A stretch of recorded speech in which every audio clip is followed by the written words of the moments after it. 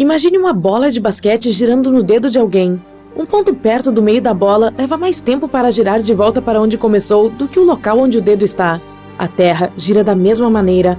As pessoas no centro da África estão girando a 1.600 km por hora à medida que o planeta gira, enquanto qualquer pessoa no Polo Sul, na verdade, não se move, apenas gira no mesmo lugar.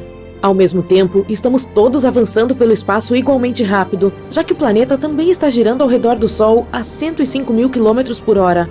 A temperatura no limite do núcleo interno e externo do nosso planeta é de 2.000 graus Celsius. Isso é tão quente quanto a superfície do Sol. E a pressão lá é 3,3 milhões de vezes a pressão atmosférica ao nível do mar. 2 ou 3 anos atrás, um asteroide foi puxado para a órbita da Terra e começou a viajar ao redor do planeta. Mesmo não sendo maior que um carro comum, ainda é algo significativo. De mais de 1 milhão de asteroides que os astrônomos conhecem, é apenas o segundo a orbitar o nosso planeta. Chamado de 2020 CD3, é a nossa mini-lua temporária. Mas não vai ficar com a Terra por muito tempo. O asteroide está seguindo uma órbita aleatória e está lentamente se afastando. Objetos capturados temporariamente, como o 2020 CD3, são raros. Eles precisam ter uma direção e velocidade específicas para serem pegos pela atração gravitacional da Terra. Caso contrário, colidem com o planeta ou voam em outra direção. O movimento de galáxias e aglomerados bilhões de anos-luz longe de nós sugere que há algum corpo enorme fora do universo visível.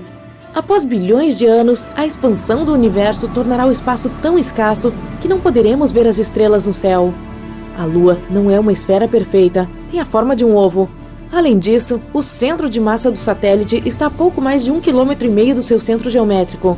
Embora Vênus seja o planeta mais quente do nosso sistema solar, ele ainda tem neve, mas não é o que você imagina. Neva metais e chove ácido. Não é um bom lugar para se passar as férias. Saturno é composto principalmente de hidrogênio e hélio, com alguns traços de metano, amônia e água, e contém mais enxofre do que Júpiter, o que dá ao planeta uma tonalidade laranja parecida com uma poluição atmosférica. Na Terra, as ondas sonoras fazem vibrar moléculas de ar, e é por isso que somos capazes de ouvir som. Outros planetas e luas permitem que o som viaje através de outros meios, como suas atmosferas e oceanos também. No espaço, no entanto, diz-se que não há som, já que não há moléculas para vibrar e fornecer ondas sonoras. No entanto, nem todos os pesquisadores concordam com isso, já que o espaço não é apenas um vácuo desolado. Entre o vazio, há nuvens de gás e outras partículas perdidas. Então, dependendo de onde você estiver, ondas sonoras podem ser possíveis. Os astrônomos sabem com certeza que o universo está crescendo, e a velocidade com que está se expandindo está aumentando o tempo todo. Se ele está crescendo para ficar algo maior, então deve ter algum tipo de limite, certo? É improvável que as pessoas descubram, mas se sim, então o que seria? Uma parede de tijolos gigantesca e depois o nada? Um abismo que não leva a lugar nenhum? A teoria mais comum é que o universo é moldado de tal forma que não pode ter um limite. Mas não é a única ideia. Outra teoria é ainda mais difícil de compreender. O universo é de fato infinito, e nossa parte não é tão única. Isso significa que em algum lugar lá fora há um outro você, ou melhor, outros você. Um deles é apenas um pouco mais baixo, outro usa o cabelo de uma maneira diferente. O terceiro é idêntico a você de todas as maneiras possíveis. Há também uma teoria sobre um multiverso que consiste em muitos universos menores. O universo em que vivemos seria apenas uma pequena bolha entre outras bolhas semelhantes. Os cientistas que apoiam essa ideia também têm certeza de que os universos bolhas podem entrar em contato uns com os outros. Então, a gravidade começa a fluir entre eles, e quando 2 ou 3 universos se conectam, ocorre um Big Bang, assim como aquele que criou o nosso universo natal. Netuno é o lugar mais ventoso do sistema solar. Nuvens de metano congelado são chicoteadas em todo o planeta a uma velocidade de 1.930 km por hora. O núcleo de Netuno é sólido e consiste principalmente de ferro e alguns outros minerais. Sua massa é 1,2 vezes maior que a da Terra. A temperatura interna atinge 5.000 graus Celsius. Os astrônomos também acreditam que, a uma profundidade de 7.200 km, pode haver uma camada de diamante onde está chovendo cristais de diamante. Na Terra, as pessoas estão acostumadas com um belo pôr do sol que é pintado em tons de laranja, vermelho e amarelo. Em Marte, no entanto, o céu, normalmente vermelho-rosado, fica azul à medida que o sol se põe sobre o horizonte. É porque Marte está muito mais longe do Sol do que a Terra, tornando a luz solar menos intensa. A poeira fina na atmosfera marciana absorve a luz azul e se livra das cores mais quentes que você normalmente vê na Terra. Seja azul ou amarelo, ambos os pores do Sol são espetaculares. Tendo cerca de 1/4 do tamanho da Terra, a Lua é bastante enorme em relação a outros satélites no espaço. Não há nada como essa situação em nenhum outro lugar do Sistema Solar. Plutão tem uma lua quase metade do tamanho de si mesmo, mas é mais como um irmão gêmeo do que um satélite. Há mais de 150 luas em nosso Sistema Solar, e a da Terra é a 5ª maior. Pode haver um labirinto de tubos de lava na Lua. Não muito tempo atrás, os astrônomos receberam os resultados de uma topografia lunar subterrânea. Eles descobriram uma enorme caverna sob a superfície do satélite. Com cerca de 50 quilômetros de comprimento e 100 quilômetros de largura, é provável que a caverna seja o resultado de uma atividade vulcânica de 3 bilhões de anos. Depois que os fluxos de lava endureceram, criaram uma crosta dura grossa do lado de fora. Mas por dentro, a lava continuava fluindo, derretendo a rocha e formando túneis e cavernas. Inúmeros poços na superfície lunar descobertos pela NASA podem ser aberturas para tubos de lava. Não podemos desenterrar a maior parte do ouro da Terra. 99% dele acabou no centro do planeta há vários bilhões de anos, atraído pelo ferro no núcleo terrestre. Estamos falando de 1,6 quatrilhão de toneladas de ouro. Isso é o suficiente para revestir a superfície do planeta inteiro em uma camada de 4,6 metros de ouro. E se meteoritos não tivessem nos atingido, trazendo quantidades extras de ouro, seria ainda mais raro. Não muito tempo atrás, os astrônomos descobriram uma enorme bolha de alguma substância misteriosa. Estava escondida sob a superfície do lado mais distante da Lua. Sua massa era a mesma de uma pilha de metal 5 vezes maior que a ilha do Havaí. Essa coisa enigmática fica a quase 320 quilômetros abaixo de uma enorme cratera que se formou na superfície lunar há bilhões de anos. A bolha provavelmente tem algo a ver com uma supercolisão. Pode ser o núcleo metálico do objeto que atingiu a Lua naquela época. Os cientistas mal podem esperar para colocar as mãos nessa descoberta. Poderia explicar muitas coisas sobre a bacia do Polo Sul Aitken, a maior conhecida no Sistema Solar. Se estivesse na Terra, essa bacia oval se estenderia de Washington até o Texas. Em 2011, os astrônomos descobriram um enorme reservatório de água simplesmente flutuando no espaço em torno de um buraco negro supermassivo chamado quasar. Vapores de água flutuantes foram encontrados em todo o universo, mas não são tão comuns. Esse reservatório em particular contém cerca de 140 trilhões de vezes a quantidade de água nos oceanos da Terra. É uma das coisas mais antigas, maiores e, estando a mais de 12 bilhões de anos-luz de distância, mais distantes conhecidas pela humanidade. Astronautas no espaço podem perder cerca de 1% de sua massa muscular a cada mês. Para evitar isso, eles têm que manter um regime de exercícios de 2 horas todos os dias. A Via Láctea e a galáxia de Andrômeda se encontrarão em 3,75 bilhões de anos. Elas estão se movendo uma em direção à outra a uma velocidade vertiginosa. Quando as duas galáxias colidirem, elas formarão uma enorme galáxia elíptica. Você já olhou para o céu noturno e tentou contar todas as estrelas? Sim, boa sorte!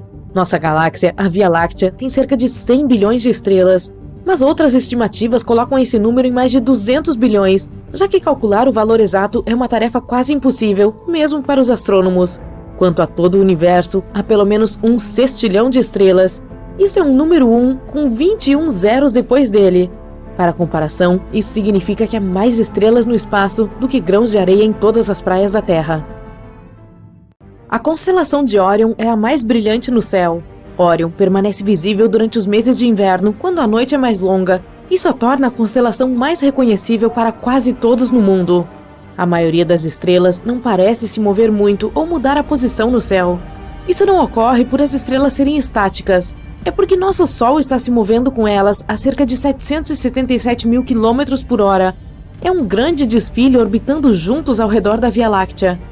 As 3 estrelas que formam o asterismo, ou imagem estelar, conhecidas popularmente no Brasil como Três Marias, do cinturão de Órion, aparecem na mesma posição há muitos milhares de anos. Existe uma teoria de que os antigos egípcios usaram as estrelas do cinturão de Órion como modelo para a localização das 3 pirâmides de Gizé. A estrela mais brilhante do cinturão de Órion é a do meio, chamada Alnilam. É aí que a grande pirâmide de Quéops, com 147 metros de altura, foi colocada. No lado oeste de Quéops e em alinhamento preciso, fica a pirâmide de Quefren, com 144 metros de altura. é exatamente onde a estrela Alnitak está diretamente alinhada com a estrela brilhante do meio do cinturão. Ao lado leste de Kephren, onde está a estrela mais fraca do cinturão de Órion, Mintaka, ligeiramente desalinhada com as outras duas estrelas, fica a maior pirâmide das três. A pirâmide de Miquerinos tem 65 metros de altura e fica um pouco fora da linha das outras duas pirâmides. Esse exemplo serve para ilustrar o profundo impacto que a constelação de Órion teve na história humana. A figura de tamanho heróico de Órion inspirou os antigos gregos a criar uma história semelhante a uma tapeçaria. Envolve outras 6 constelações espalhadas pelo céu de inverno, primavera e verão. Vamos ver o que essa história nos diz. Órion é retratado como um caçador. Naquela época, a caça era muito importante. Os caçadores forneciam comida. Portanto, há muito ligado a essa constelação, toda a cadeia alimentar, na verdade. No céu, Órion está em combate com a constelação de Taurus, o touro. Exceto que Taurus não é realmente um touro, é um auroque, um ancestral do gado já extinto, que era abundante na Europa. Com 1,80 m de altura até o ombro, chifres longos e pontiagudos, os auroques eram criaturas poderosas e temíveis. Há uma caverna na Espanha que está repleta de lindas pinturas de auroques. Essas imagens datam de 15 mil anos atrás. Requintadamente desenhadas com tintas que não desbotaram ao longo de 150 séculos, as protuberâncias na rocha destacam-se em 3 dimensões como os músculos do ombro dos auroques. A constelação de Taurus, o auroque, também está na caverna, com os famosos aglomerados de estrelas, as Pleiades nas costas e as Íades no focinho. A internet tem um emocionante tour virtual por essa caverna dos touros cheia de auroques. Talvez ela devesse ser renomeada como a Caverna dos Auroques. Recentemente, o DNA completo de um auroque foi recuperado de um esqueleto bem preservado. E os cientistas esperam devolver esses animais à existência. Boa sorte e votos de sucesso para essa tentativa de reviver uma espécie extinta. Aldebaran é a estrela gigante vermelha brilhante que marca o olho de Taurus. Os touros, quando zangados, sempre ficam com esse olhar de sangue no olho.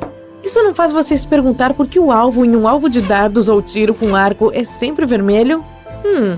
Rastejando atrás de Órion está Leo, o leão. Os leões não viviam apenas na África em tempos passados. A Caverna dos Touros, na Espanha, tem uma pintura de Leo, o leão. Sim, essas pessoas pré-históricas estavam desenhando as constelações do zodíaco. Isso é outra história, para outra hora. Órion se livra do touro e do leão. E aí, a história fica interessante. Órion afirma em seu momento de triunfo: posso derrotar qualquer animal que eu quiser. A ostentação de Órion se torna o centro desse drama do céu quando Gaia, ou Terra, decide se envolver. As palavras de Órion ressoaram em todo o mundo. Isso pode ser na época da pré-história em que a civilização estava mudando de uma sociedade tribal de caçadores-coletores nômades para uma sociedade agrária. Esses últimos desenvolveram aldeias e cidades há 12 mil anos. A população humana estava aumentando e o suprimento de alimentos estava diminuindo. Algo tinha que ser feito quanto a Órion e todos os caçadores, ou o desenvolvimento social seria frustrado. Agora, insira Gaia nessa história, mas não no céu. Não há constelação de Gaia no céu. Gaia é a Terra. Nascida sem pais diretamente do caos elemental, Gaia era a personificação feminina do nosso planeta, e a própria palavra significa solo. Vocês, amigos incríveis, podem estar interessados em uma teoria científica moderna que também personifica a Terra como um organismo vivo. Chama-se Teoria de Gaia. Apareceu pela primeira vez na década de 1970. A teoria de Gaia apresenta a Terra como uma biosfera, como se estivesse viva. A teoria afirma que todos os componentes do planeta trabalham juntos como um sistema dinâmico totalmente interconectado. Isso é chamado de simbiose ou sinergia. Juntos, eles produzem as condições ideais para a vida. A vida se adapta para regular a atmosfera em 21% de oxigênio, a salinidade dos oceanos em um máximo de 24,7% e as temperaturas planetárias em 14 graus Celsius. Para ilustrar como a vida se adapta para manter o controle das mudanças nas temperaturas planetárias, os autores da teoria de Gaia criaram o planeta fictício Daisy World. Daisy World é completamente coberto por margaridas brancas e pretas. Quando o sol fica muito quente, as margaridas pretas começam a desaparecer, enquanto as brancas aumentam em população. A brancura dessas flores reflete a luz do sol e o planeta esfria. Se o sol não estiver quente o suficiente, as margaridas brancas reduzem sua população e o número de margaridas pretas cresce. As flores negras absorvem a luz do sol e o planeta se aquece. Isso é Gaia trabalhando. É basicamente o mesmo princípio que criou o oxigênio e produziu a camada de ozônio na atmosfera. Essa camada ajuda a bloquear a luz ultravioleta nociva do Sol. Os cientistas demoraram a aceitar a teoria de Gaia por causa da falta de evidências convincentes, mas hoje em dia temos supercomputadores de inteligência artificial de autoaprendizagem. Eles podem tornar possível a integração dos sistemas biológicos e geológicos da Terra.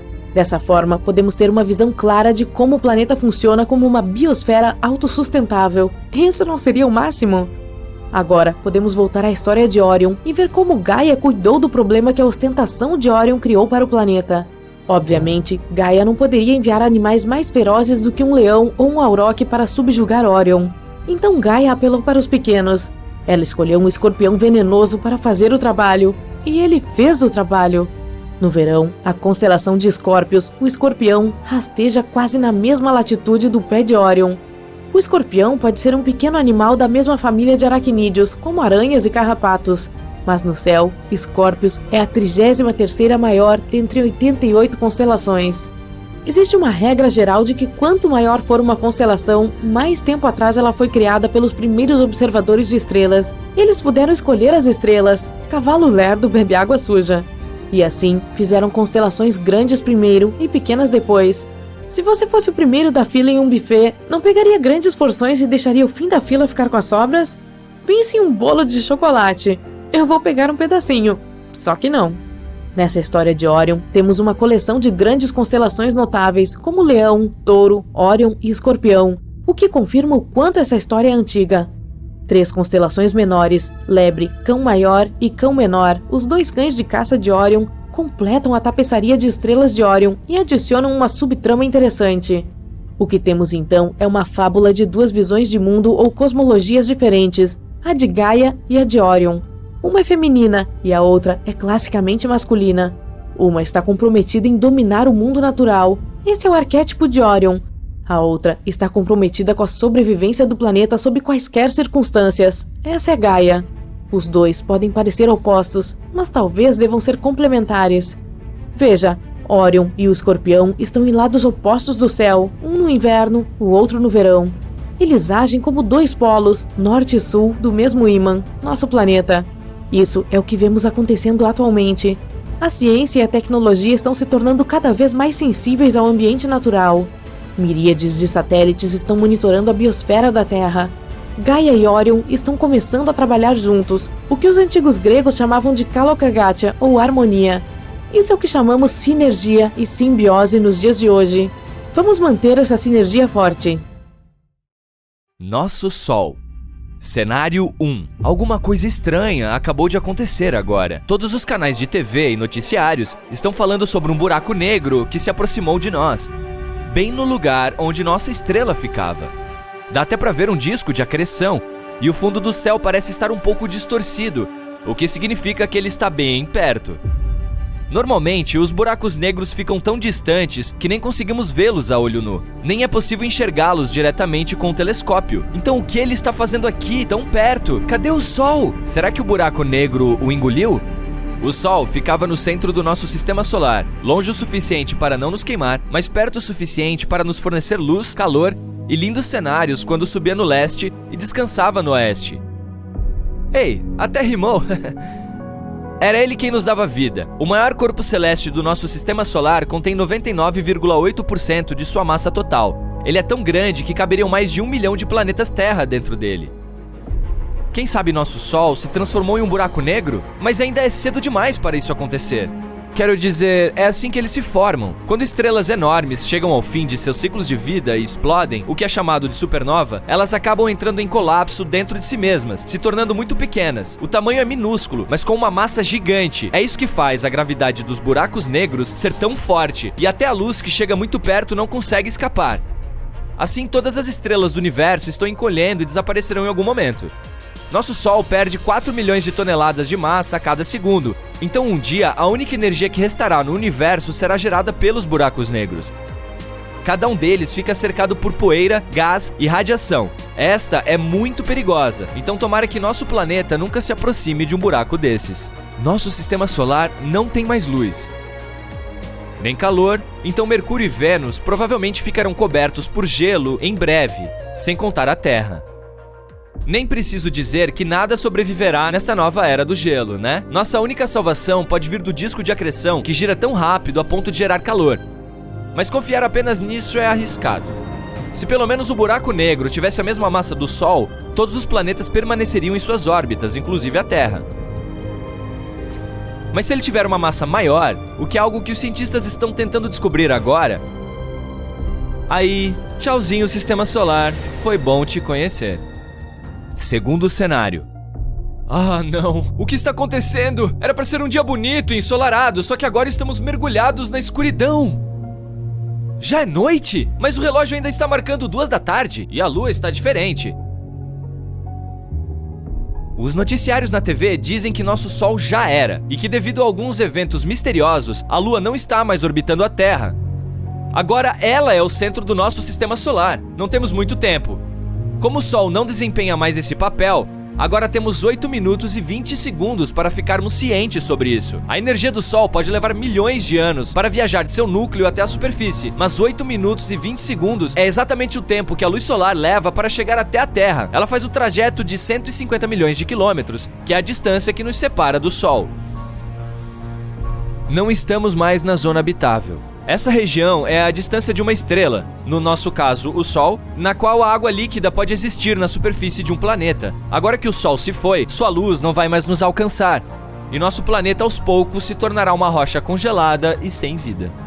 Sabe-se lá se teremos tempo suficiente para inventar alguma tecnologia que nos forneça a energia solar necessária para sustentar a vida na Terra. Se não, bem, milhões ou bilhões de anos depois, os cientistas de outras civilizações explorariam nosso planeta, tentando encontrar evidências de que já existiu vida aqui. É o mesmo que fazemos com Marte e outros planetas do nosso Sistema Solar, procurando descobrir se esses lugares sempre foram inabitados ou se há algum sinal de que algum organismo já viveu ali. A outra coisa, também essencial para a nossa existência, que viaja na velocidade da luz, é a gravidade. Sem o Sol, nos próximos 8 minutos, os planetas continuariam circulando ao redor do espaço vazio do nosso Sistema Solar, até o relógio bater e eles finalmente saírem sem rumo pelo espaço sideral. Nossa Lua não tem uma gravidade suficientemente forte para nos manter no lugar. Ela não consegue brilhar tão forte a ponto de nos fornecer calor ou sustentar a vida. Está tão longe que mal conseguimos vê-la agora. Sem a Lua, que viajava tranquilamente perto do nosso planeta, vemos que as marés estão diminuindo com uma rapidez impressionante. Ah, e está ventando bastante. Os ventos estão muito mais fortes e velozes agora. Quando as coisas estavam normais, nosso planeta ficava a uma inclinação de 23,5 graus e era por isso que tínhamos as mudanças de clima e estações. Agora, essa inclinação é tão extrema que está ficando muito frio e rapidamente. Nosso tempo está quase acabando. As pessoas estão gritando e todos estão em pânico. Ainda temos talvez 1 minuto até afundarmos na eterna escuridão. Terceiro cenário. Não sabemos ao certo o que aconteceu e como a vida que vivíamos tranquilamente ontem chegou ao fim assim, de repente. Ninguém pôde prever, mas parece que, do nada, uma estrela de nêutron gigante assumiu o lugar onde o Sol costumava ficar.